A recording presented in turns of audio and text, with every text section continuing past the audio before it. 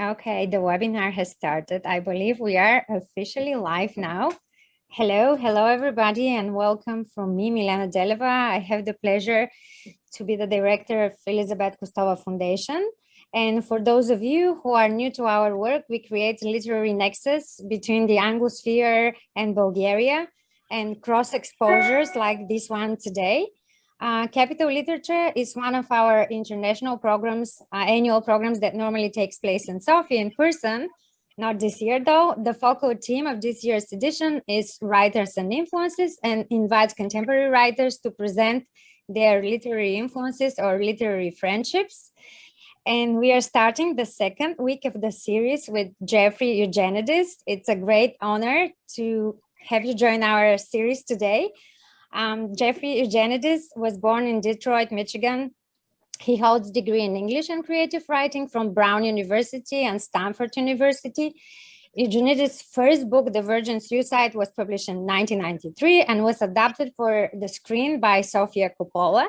10 years later, he received Pulitzer Prize for his novel Middle Sex, which was also a finalist for the National Book Critical Circle Award and the Impact Award. He's the author of the anthology, My Mistress's Sparrow is Dead, Great Love Stories from Chekhov to Monroe, and his novel, The Marriage Plot, received the Salon Book Award. Eugenides is the recipient of many other prestigious awards, including fellowship from the Guggenheim Foundation and the National Endowment for the Arts, and the Whiting Writers Award. His fiction has appeared in the New Yorker, the Paris Review, the Yale Review, Best American Short Stories, the Gettysburg Review, and Grante's Best of Young American Novelists. He teaches creative writing at Princeton University. Our moderator today is Manuel Pekov. He's the publisher at Jeanette 45 Publishing, where he oversees books in translation. The titles he published have received numerous awards, most notably the Konstantiankov Translation Award and Hristo Gedanov Award for Best Translation. His authors include impressively diverse list of names, including Edgar Keret, Wendy Cuera, Perinush Sani, Juan Pablo Villalobos, Rana Dasgupta, Milenko Jorgovic, and Ayatollah Akbari, Carlo Petrini, Leonardo Padura, and last but not least, Jeffrey Eugenides. Manuel likes to translate poetry, and one of his most acclaimed translations is The Rime of the Ancient Mariner by Esti Coldridge. Known as the singer among the Bulgarian publishers, unfortunately, he won't be able to perform for us today. Oh, no. He's running for MP and is amid his campaign, and at the center of which is reducing the VAT on books in Bulgaria. Very important job. Before I turn it over to our interlocutors, a quick rundown of the event. After the brief presentation and conversation, short reading maybe, we'll enjoy short reading from the celebrated novel Middle Sex, followed by Q&A from you, our guests today. You can use Q&A and you can actually post your questions as the conversation moves on. If you are watching this event on the Facebook, now the live stream, and if you need translation into Bulgarian, please join the webinar because only the original audio will be streamed. And the link will be posted briefly on Facebook. Ако гледате събитието през Facebook и имате нужда от превод, моля да се присъедините към вебинара в Zoom. The webinar is also your only chance to get a discount code for the novels by Jeffrey Eugenides that have been published in Bulgarian by Jeanette 45. We will post the code here in the Zoom chat. Special thanks to the U.S. Embassy in Bulgaria and Sofia Municipality, our interpreter, Elena Alexieva. The translation into Bulgarian of the excerpt, which maybe Jeffrey will read today, is by Milena Popova. Thank you so much, Jeffrey, for taking the time to contribute to our series while busy writing your new book, and the floor is yours. Well, thank you very much. I'm happy to be here. I'm sorry I can't be there in person. It doesn't seem like we can be in person anywhere these days, but things are getting better. Anyway, I'm happy to be here with you. I know that the festival has as its theme this year influence, and I've been asked to just speak generally about my thoughts about literary influence. It's a thorny topic. I always think of Harold Bloom's book, The Anxiety of Influence. I think that was the first time I even heard about the idea of literary influence, and the fact that anxiety was in the title, I think, has influenced me ever since. I've always been treated the idea of literary influence with a certain amount of anxiety. And the tenor of my comments today will be to tell you a little bit how I got over some of my anxiety of influence. I think that a writer has to confront the anxiety, but hopefully not live in it for the rest of his or her life. Just to begin, I guess I would put myself in a historical line, or I'd like to place myself in a timeline, myself and other writers of my generation. We were growing up mainly in the 60s and 70s and early 80s, when we were forming our first ideas about literature, especially in the 70s, when I was in high school and then entered college. And most of the writers who were popular at that time were postmodern writers who were, in a sense, deconstructing literary forms and literary conventions. So the first writers that I read seriously and was influenced by were writers who were taking apart the machine in many ways. I'm thinking of writers like Robert Coover, Ronald Sukenik, who is probably not very well known in Bulgaria or in fact in the United States. But these are writers who were trying to show up the conventions of storytelling, and to sort of look under the hood of the engine of fiction and see how it works, and play around with it and make a certain amount of fun of it.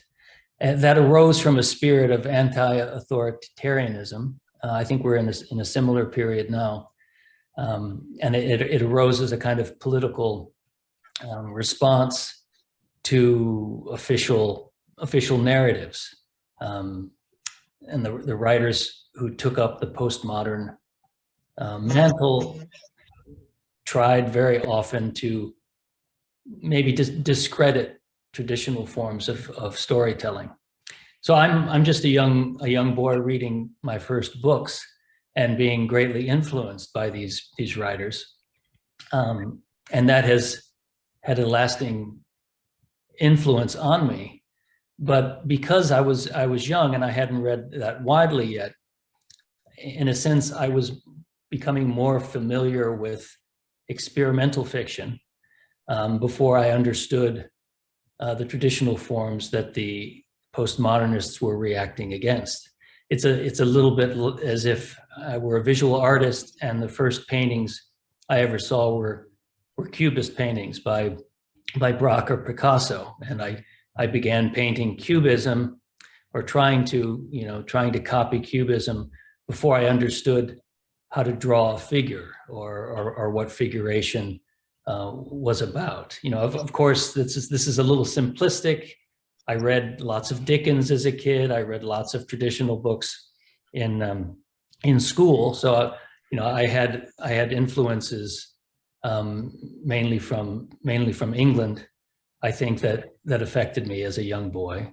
And I remember writing in a slightly Dickensian way, even as early as 13 or 14 years old. But when I became serious about writing and literature, the writers who were most influential on me were more experimental writers, Thomas Pynchon or even Beckett, and to a certain extent Vladimir Nabokov. So that's where I came into the process of writing, and that's where I began. And then after a number of years, I began to read more widely in 19th century literature, or at least more seriously, and encountered writers like Tolstoy and Henry James. I see in the advertisement for this talk, a big group of writers' faces there, and I don't know if I'll touch on all of them, but at least I've already mentioned Tolstoy and Henry James. I think those are two of the heads I saw in the email.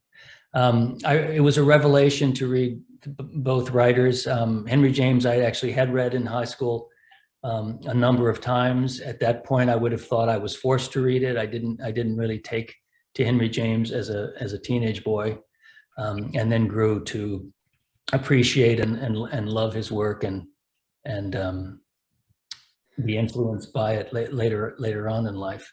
But the big revelation for me was reading Tolstoy in my early 20s. Read it on my own, was never assigned Anna Karenina in college, and I was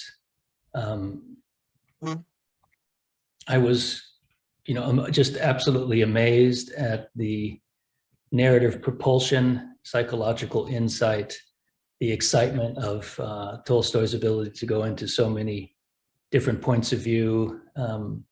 It was one of the greatest reading experiences of my life, and coming after such deep immersion in experimental fiction, I was a little surprised to be enjoying it so much and to be finding so much wisdom about life from Tolstoy, a writer whom, when I was younger, I probably would have thought was going to be outdated. So that sort of set up the bind, or the exquisite condition that I've been in ever since, which is part of my being very alert to innovation and experimentalism, and another part wishing to hold true and hold fast to traditional modes of storytelling, the creation of characters, the idea that at the heart of any piece of writing is a story, is a narrative, and not to be dismissive of some of these elemental traditional forms. If you look at all of the writers who are on, who I've mentioned as influences, you can see that some of them are more experimental than others, and some would be considered to be realist writers operating in a naturalistic format. I think, furthermore, if you think about literary influence in general, it can come down in two or three avenues. There's stylistic influence. There is theoretical or philosophical influence, and then I think there is narrative influence. The stylistic is the one I think most people think of when they think about influence, like what a writer's style is like. Who does the writer sound like? Who does the writer write like? Does the writer write long sentences that remind them of Proust?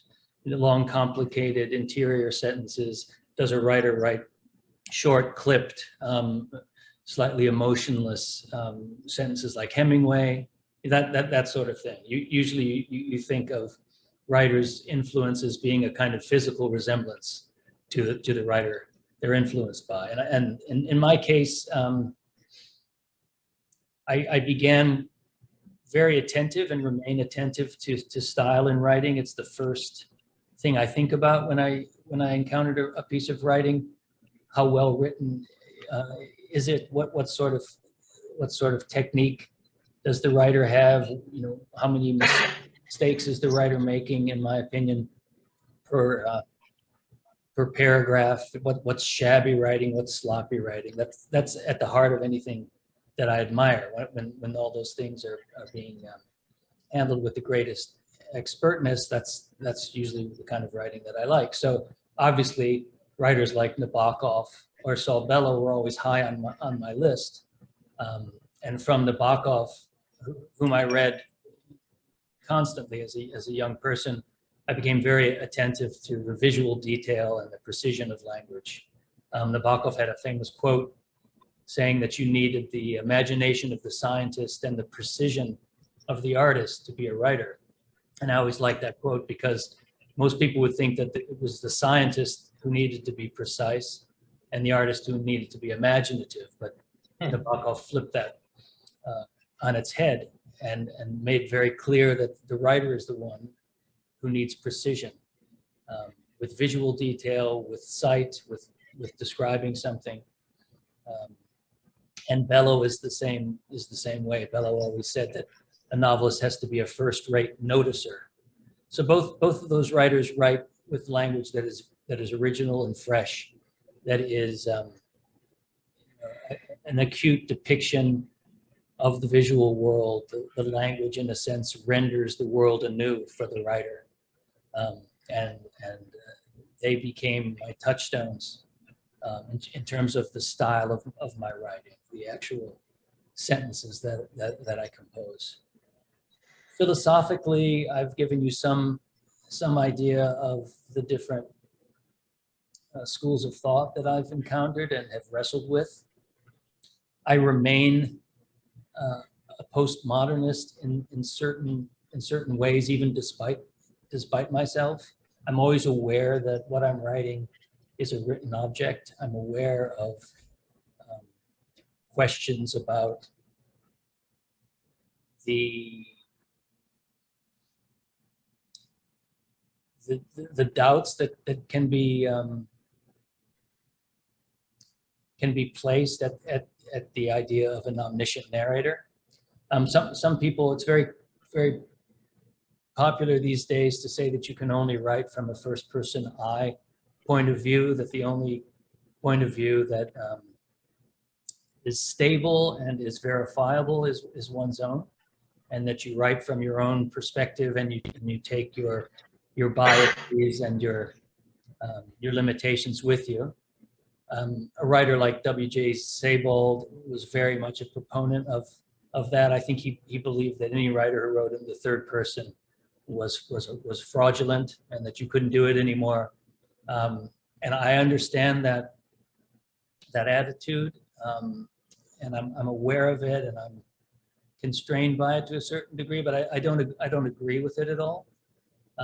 I don't believe in placing limitations on writers in terms of their imagination across the board, either the kinds of points of view they adopt, whether they want to write in first person, third person, the kind of characters they want to portray. I think it is the job of the novelist to go into as many other heads as he or she can. And once you deny the writer, the fiction writer, the ability to do that and the freedom to do that, what you're going to have is a literature that's constrained and impoverished.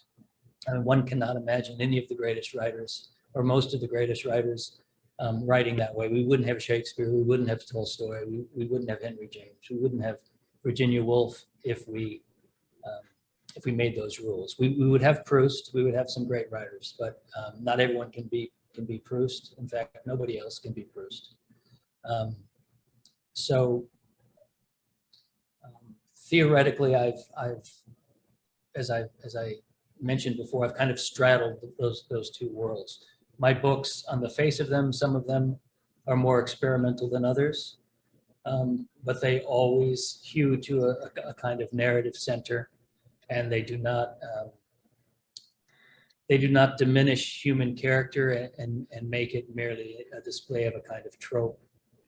They are not ironic to the point where it denies a sense of humanity to the characters. Some postmodern writers merely began to seem as though they were playing with their characters. The characters were just ways to get ideas across. I don't really feel that way about literary character. I think literary character should be like human character. It should be, have depths that you can't penetrate, and you try your best to penetrate it, but you may never get there. But to deny it, to treat it as more simplistic than it is, I think is an error. And then the third area of influence I mentioned was narrative, and I think that involves just the kind of stories that you tell. I think you do pick up ways of telling stories and the kinds of stories you tell from other writers. For instance, I'll just mention two of my books and how that happened. my first book, The Virgin Suicides, is told by a collective narrator of boys who kind of are arrested adolescents. Seems to be told by a group of teenage boys. It's actually a group of middle-aged men who still are teenage in their hearts. And when I wrote it, I didn't really know where I was getting that idea from. I thought it had never been used before, particularly. And it hadn't been used in quite a while when I wrote that book. It became more popular after that book, and you see it more often. But the first person plural voice in 1993 was very unique, and that's why the book got noticed. But it was years later that I realized where I'd gotten that idea, or where I'd come across it before. And it was in a short story by William Faulkner, who is not pictured in the email. And it's a story called A Rose for Emily, which is told by a town consciousness. It's a short story I probably read in middle school, maybe in 9th grade, that affected me a lot. And sometimes influences are like that. You take them in almost before you recognize it. They become part of you, part of your imagination, part of the way you think about the world. And then you'll write later on, drawing on that influence without even knowing it. It's like a genetic inheritance that you're unaware of. And so I began writing The Virgin Suicides in a town consciousness, a we voice, what the town knew. It helped me a lot because I was a young writer and I didn't really have a very firm sense of myself. I still don't have a firm sense of myself, but even more so at that age. So to get out of my limited ego and to write from the town, the people that I grew up with, allowed me to know a lot more than I actually did know, because I didn't know where I grew up. I knew the people who lived there. I knew how they thought. And if I could access their minds or speak through them, I suddenly had a story to tell, and I suddenly had knowledge about the world. I limited that focus. I narrowed the focus of that voice to a group of boys, because as I played around with the book, I saw that the greatest amount of heat was being generated whenever the boys were talking, and whenever the boys were focused on this group of girls who lived in a house across the street. So I took the Faulkner idea of a town consciousness and narrowed it to this group of boys, and that and wrote the book that way. Now the other thing about The Virgin Suicides is that it's a kind of detective story in a way. The boys are trying to piece together the mystery of why the 5 Lisbon sisters all committed suicide. And that book, that idea resembles the book by Garcia Marquez, Chronicle of a Death Foretold, where the narrator goes to a town to try to figure out exactly what happened with the murder of a man in a South American village.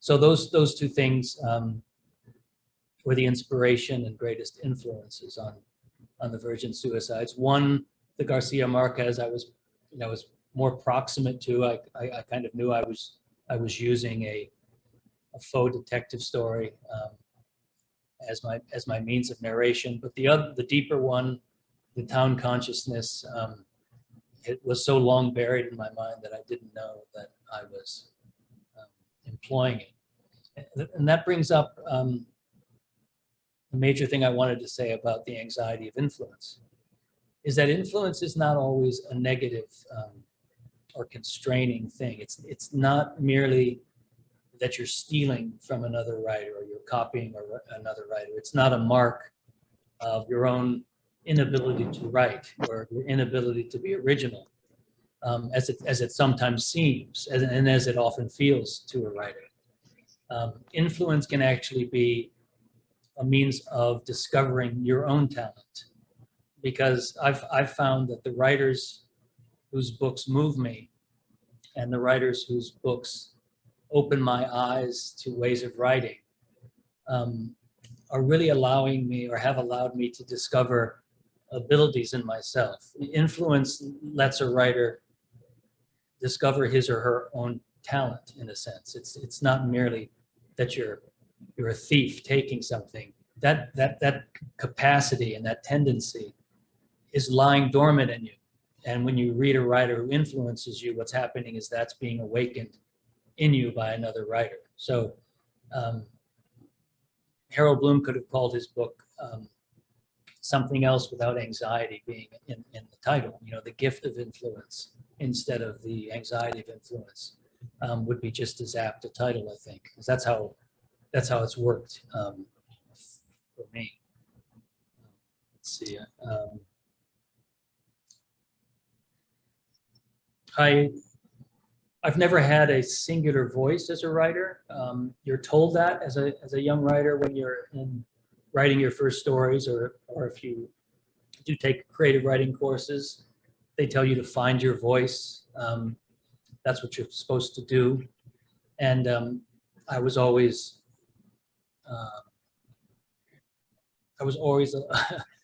flummoxed by that idea, because I didn't have a singular voice. Some writers do. And again, you could mention Hemingway or Proust. They arrived at a voice. They didn't start off having it, but they arrived at a voice that became very distinctive, recognizable, and they employed that voice in all of their books. There are other writers whose voice shifts more from book to book. I could name Philip Roth as a example of a writer who has written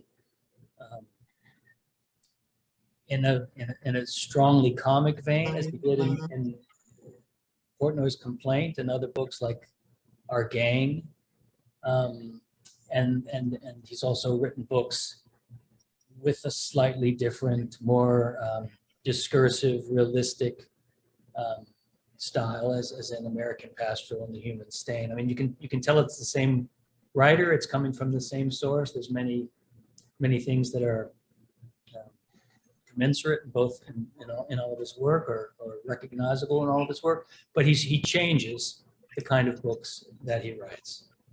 Someone like Ishiguro would be another example of writing a book in the voice of an English butler for one novel, and then writing other books where the voice is completely different. So you don't have to have a voice that is your own. In a way, I've learned to realize that maybe it's better not to have an identity, not to have a firm identity as a writer, because it allows you to shapeshift more often. And I became more comfortable with the fact that I didn't have a literary voice that was so distinctive. I read a fair amount of Catholic theology and books on Catholic mysticism. And I think a metaphor that's applicable here is when Catholic writers talk about the difference between the ego and the true self. The ego is not what will survive after death. The ego is not what is ever in conversation with the deity. It's a deeper self that is in conversation with the universe or with God, and it's a mistake to think that your ego is controlling things. I think it works the same way with writing. I think that influence, I think a writer's real self can come out not merely in the stylistic tics that he or she uses, but in the kind of feeling that flows from the work, almost underneath the work, like a deeper self should be accessed in writing. And that's what readers respond to. What they respond to is the flow of emotion and feeling and attitude from that deeper self. And that deeper self is almost, it's not immune to influence, but it is your deepest realist self.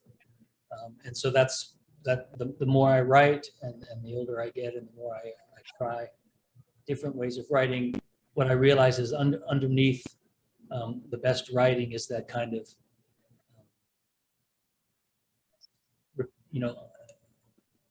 limitless, deep self-feeling that flows from it. And that's what I think you can see in some of that Philip Roth the books might be different on their surface, they might be different in their attitudes, they might be different in their strategies, but there's a kind of feeling that comes out of his work, a kind of energy that is consistent and that you can feel. And it's like a person's personality as opposed to the way they look. And I think that's the major component of writing, and you form that over years from all the influences in your life. And they're not only literary, they're sometimes they have a lot to do with what you've been through, what you've lived through, what you've suffered, and what you've learned about in life. That's, I think, most of my my thoughts about influence. So I think we could open up the interview portion of this.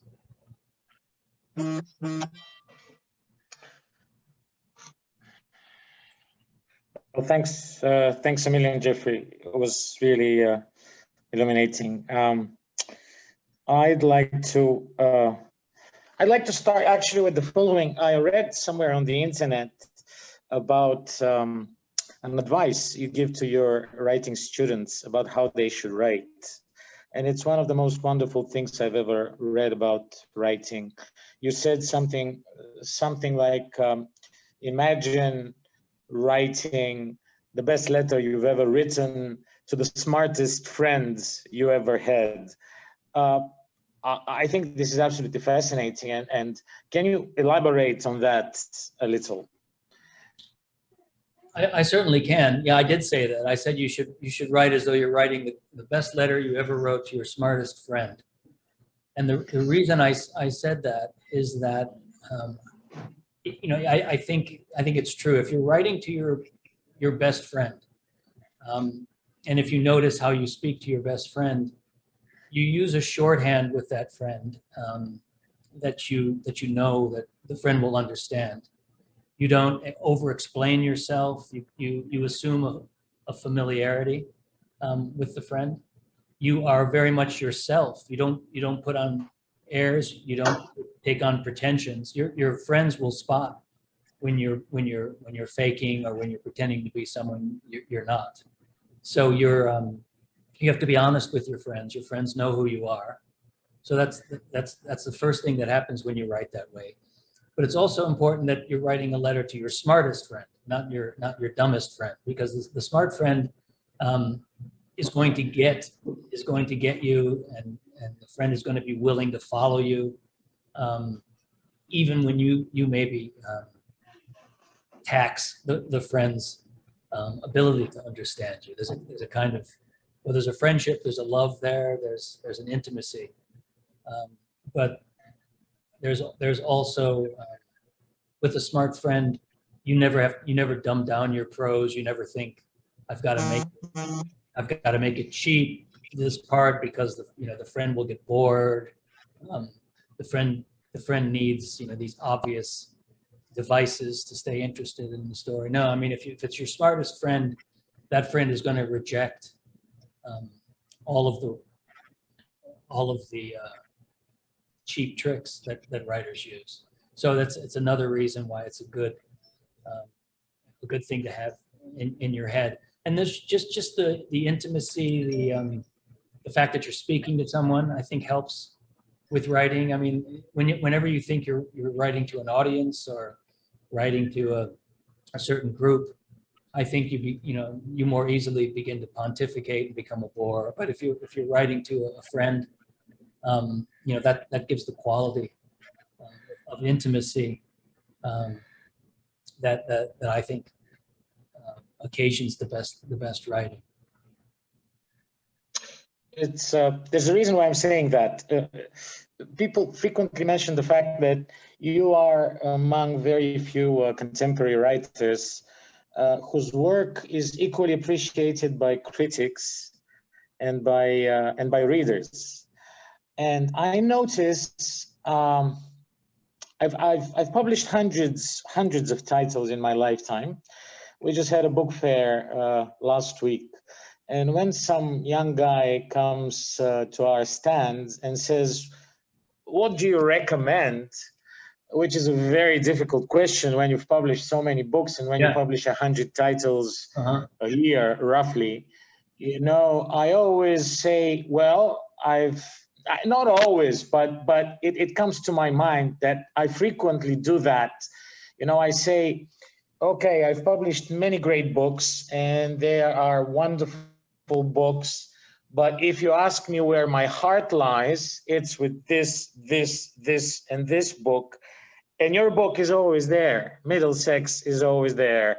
I've published the other two as well, but Middlesex is where my heart lies. And I've always felt, you know, this is the first time we meet in person, but I've always felt as if I've been talking to a friend. So what you're saying to people is very much true, you know, in my own perceptions, I'd say. Well, I'm glad to hear that. Yeah. Okay. Let me carry on because we don't have much time. You frequently, I've seen videos and conversations with you. You mentioned the fact that, well, at least going back 10 years or so, that Detroit is the only city you can write about, and at most, the furthest you can go would be Chicago. But speaking about people from the West Coast, for example, you know, you don't understand their psyche. Now that you live on the East Coast, has that changed somehow? Because when we talk about influences, there's also the influence of the locality, the place where you were born, and its peculiarities. From the point of view of somebody who lives in Europe, especially in Eastern Europe, America is something solid. In fact, it's a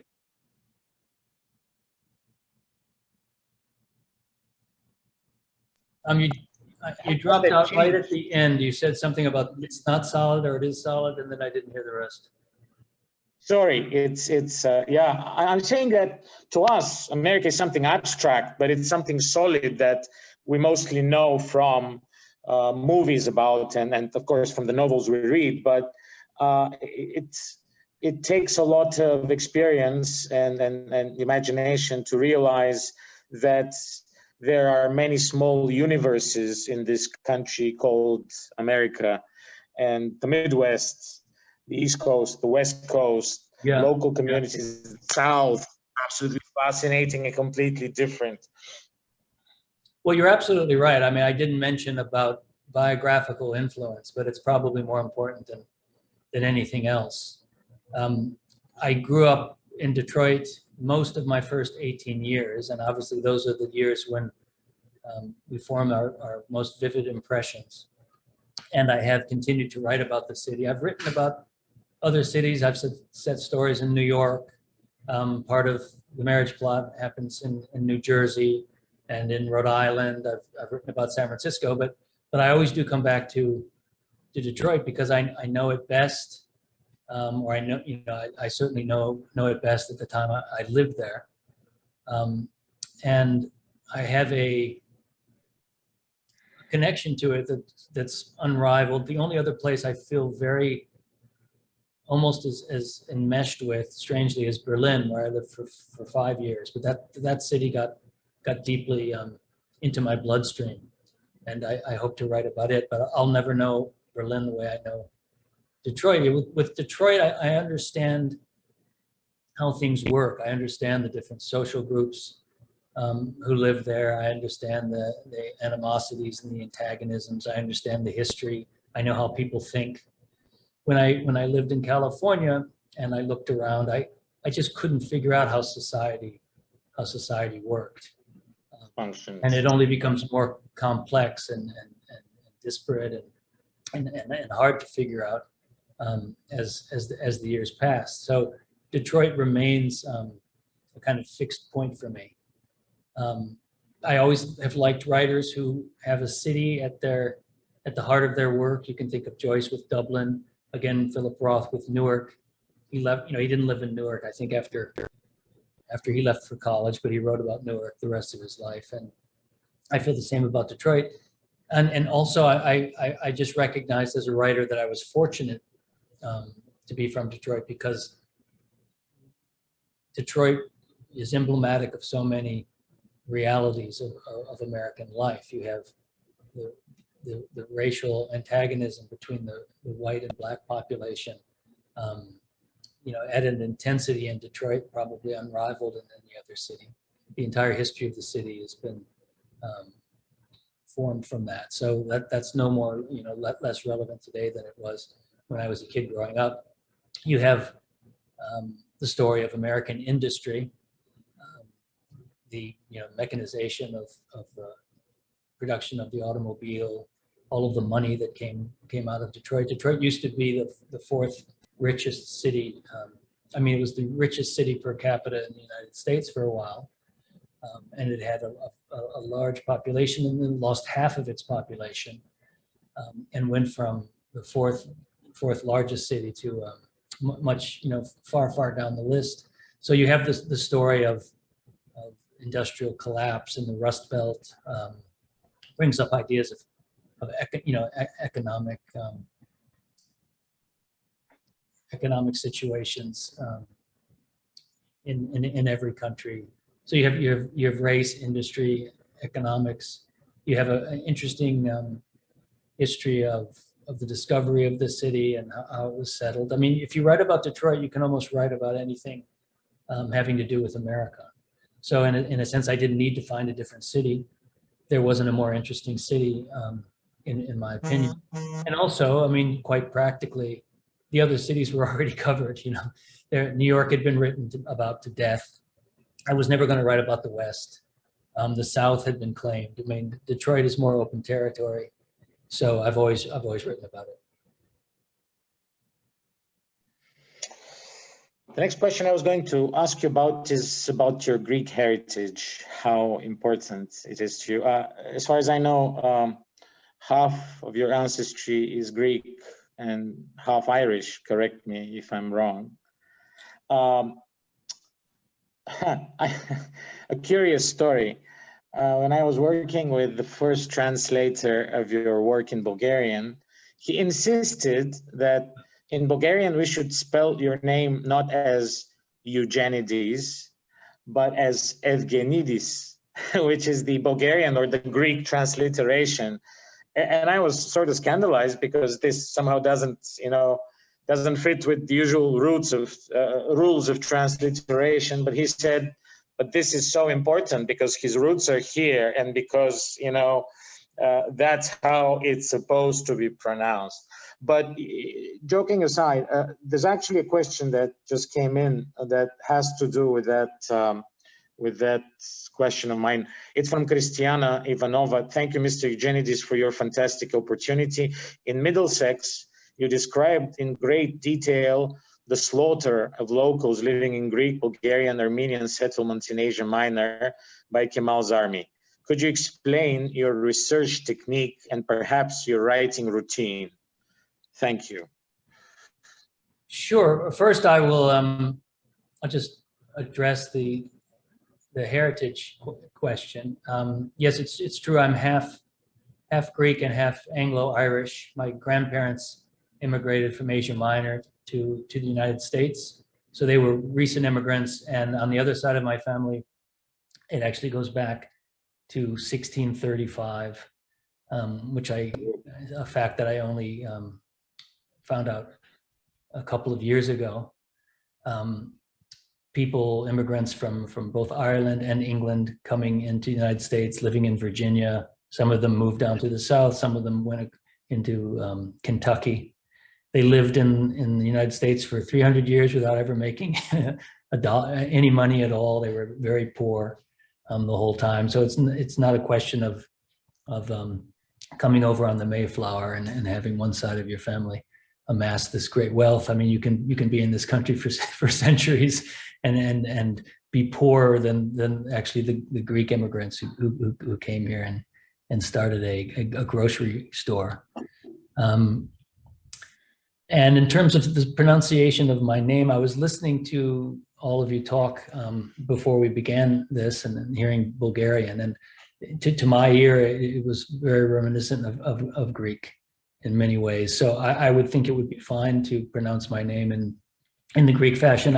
I've anglicized it. Obviously, my family anglicized it so that it could be pronounced in a normative way in the United States. I don't really believe in forcing people to pronounce your name the way you want it to be pronounced, or in the original tongue.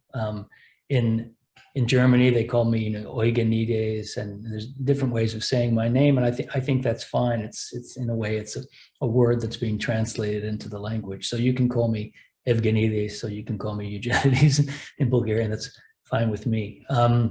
In terms of Middlesex and the research I did for the 1915 Armenian massacre and 1922 Greco-Turkish War, it actually, I'm embarrassed to say this, but when I first started writing the book, I didn't think I needed to do any research at all. I just sort of leapt into telling the story of these Greek villagers in Asia Minor in 1922.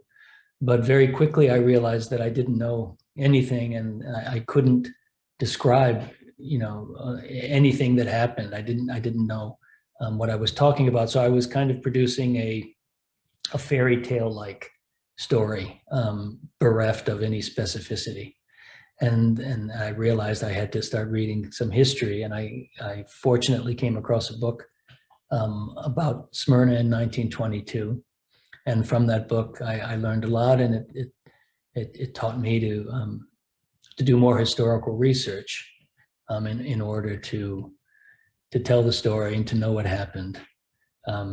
As with anything, I think with a novel, you have to take in a lot of information and do a lot of research, but then you have to forget most of it and just use what you need to tell the story you're telling. Because some books read as though they're mainly, research manuals that have been drizzled, or drizzled over a kind of plot line. But I try to stay with the story, and I use the research that is useful to me. So there's kind of a lot in my head that's not in the book, because it would just be too heavy in terms of the structure of the book. It would take too long to describe everything. But I like any writer, I read up on the period. I tried to find what photographs I could. A lot of times in writing Middlesex, it was the palpable things that I needed. I would go to obscure historical museums just to find out the kinds of radios people used in 1920, or the kinds of irons they had. It helped me to visualize the rooms in which people lived and how they spent their days. Newspapers are very handy. You can look at old newspapers to find the advertisements that were there, what sorts of shampoo people use. Things like that are very useful in fiction. Is that why it takes you so long to write a novel? You write a novel every 9 years. Is it the preparation? Is it that you need time to sort of clean the emotional slate to move on? Or is it the construction of the novel, or a combination of those three? What is it? It's a combination of those three and about 20 other reasons. There's no, there's in a certain sense, I need to process a huge amount of information unconsciously before I can deploy it into a novel. And so a lot of time passes. I'm always working, I'm always writing and redoing what I'm working on. So, part of it is useful discipline. Part of it is just that I don't know what I'm doing a lot of the time. I'm not the kind of writer that writes. I can write easily. I write every day, but I never like what I write. So I'm constantly throwing it out or deciding that I have to do it a different way. And that there's a good aspect of that, and then there's a very destructive aspect about that I've really never gotten a handle on. And I guess that goes a little bit to just the anxiety of writing itself. Like you're writing something and another person is going to have to read it, and you want it to be the best thing it can be to merit that person's time that the person is going to take to read your book. So that thought never leaves me. And I'm not just writing away because I need to write another book. I'm trying to get it to the best possible expression of what the idea was when I had the idea. So it's all those things. It's research, it's rewriting, it's doubt, it's my own problems with my own character. All those things go into the slowness of my work. I have 100 more questions of my own, but I'll give precedence to the questions that are coming from our listeners. You have a curious one from Rosen Ratchev. He says, why is the novel The Marriage Plot set in the 80s? Is it not possible to have the same characters in the modern setting? And if not, why? I believe that the 1980s are the modern setting. I was alive in the 1980s. And to me, it is not a historical novel. I know it feels historical to people now. I put it in the 80s because I was that age in the 80s, and I wanted to get the details right. I needed to know what was being read then, how people thought, how they dressed. It would have been difficult, and it would have been more false if I'd written about it in 2020. Also, the book is specific in terms of the introduction of French theory to American universities. The main character, Madeleine Hanna, is reading Derrida and Roland Barthes in college, and that's when all of that material first came over to our shores and started affecting how people read literature. So it wouldn't have been right to it would have just been historically inaccurate to have a student encountering that for the first time in 2012. I mean, the student might encounter it for the first time, but it would have been here for a long time, and it wouldn't be treated in the same way as it was in the 70s. They are trying to make a television series of The Marriage Plot, and I would not be surprised if they update it for that and have the characters in college now. A television show won't be so dependent on the literary material, the literary source material, so they probably would have an easier chance getting away with it. But I agree. I mean, it's that book, a book like The Marriage Plot, or a story like The Marriage Plot, has to be told in a setting that has a number of, I'll say three. I hope there's three factors. It has to be at a time when women are no longer compelled to get married, and a time when women have sexual emancipation, a time when marriages are in no way arranged, and a time when to get divorce is easy. If you look at books like Anna Karenina, for instance, when she leaves her husband to run off with Count Vronsky, this is a huge scandal in Moscow, in Russia at the time, and that's wherein lies her tragedy. Now Anna Karenina could just get divorced and run off with Count Vronsky and move to Miami, and it would be fine. So you couldn't get a story with a marriage plot the way you did in the 19th century, in the 20th century. So the book has to be written in the 1960s, 70s, 80s, or 2021. It has to be at a time when divorce is more easily obtained, and when the strictures of the church have lessened to that degree. A very personal question from Lane Cunningham. Any tips for authors who grew up in a military family and continued moving frequently as an adult, and therefore can't claim a touchstone city or region? It's turned out to be a difficult issue for me as a novelist. That's a curious question. That's an interesting question. In general, I think you always have to turn your limitations into strengths. It could be said at one time that coming from a little suburb in the Midwest was not a fortunate thing for me as a writer, that it would have been better if I was born in New York or on the coasts or places where more people are interested in that region. But I realized that what I knew was that little place, and if I wrote from that little place, something might come of it. I think what you have going for you is being from a military family and having an experience that most people don't have. Moving from place to place could be, make for a very interesting kind of novel. But also just the whole military atmosphere, the knowledge that you must have from growing up that way. There's not that many writers from that world, so you're way ahead of the game in terms of that. Just never. Dickens said it's a terrible thing to be ashamed of home, and I don't think anyone should be ashamed of home. Home is where you're always going to write from. It's going to be the first principle that you start with. So I would just accept that and embrace it and lead with it. Maybe the last question. Where did it go? I think Elena closed the last question, but I read it, so I'll still paraphrase it. It was from Gergan Tsenov. It was about your opinion of cancel culture and where you should draw the line as a novelist. It was slightly longer, the question, but that's the part I remember. And that would be the closing question. Milena just nudged me that we need to finish soon. But sure. Yeah, please answer that. Yeah. Well,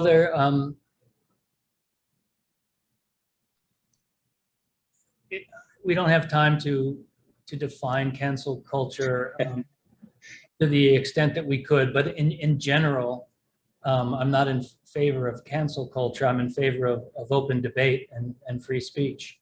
So I don't think that anybody should be, quote unquote, canceled for an opinion or for something they write. They should be, if you disagree with it, they should be confronted in a debate. I think going down the road of limiting what people can say is very harmful to democratic society. It's very harmful to writing and literature. I'm, very staunch believer in free expression. The idea that we would start to ban books because they don't express the proper sentiments about issues is just a very, very slippery slope. So, sorry for interrupting, but the question is actually where the line should be drawn between the personal life of the author and his or her literary works.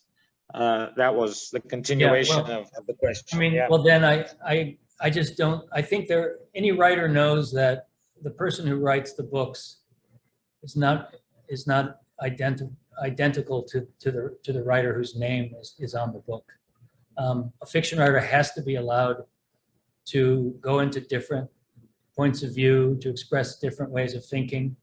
I could write something about a bigoted person from Detroit, and that would be a true depiction of how people think in Detroit. Would it mean that I share all of those opinions? No, it wouldn't be.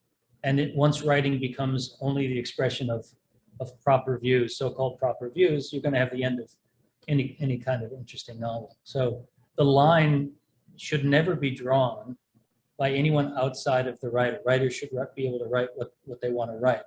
Now, as I write myself, I have lines that I draw for myself. I know where I can go in my imagination and what kind of characters I can write about.